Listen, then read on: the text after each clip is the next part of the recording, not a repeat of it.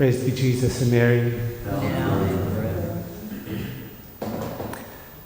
Why is our Lord's miracle in the gospel today gradual?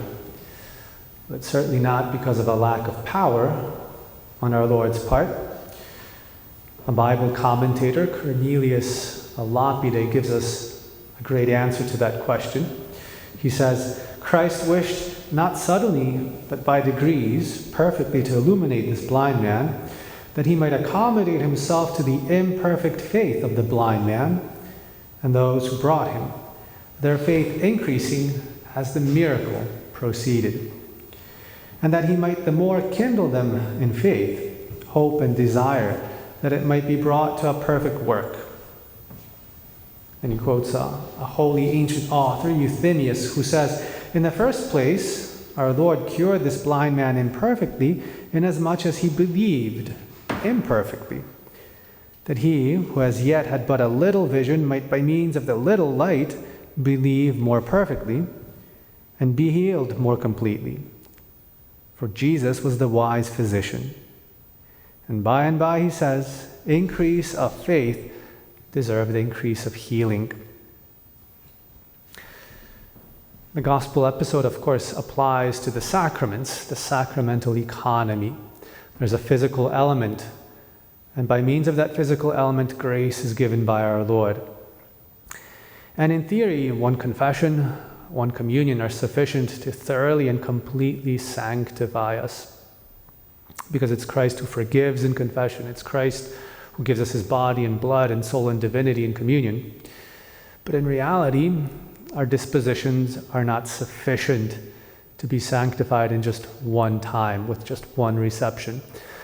Our dispositions, our faith, our hope and charity, all of these dispositions have to grow and have to increase. The sacraments themselves increase our dispositions. With each confession and Holy Communion, our faith, our hope, our charity grow. Our dispositions increase, allowing us to receive the sacraments next time even better and better and better, and to be healed gradually. Increase of faith deserves increase of healing.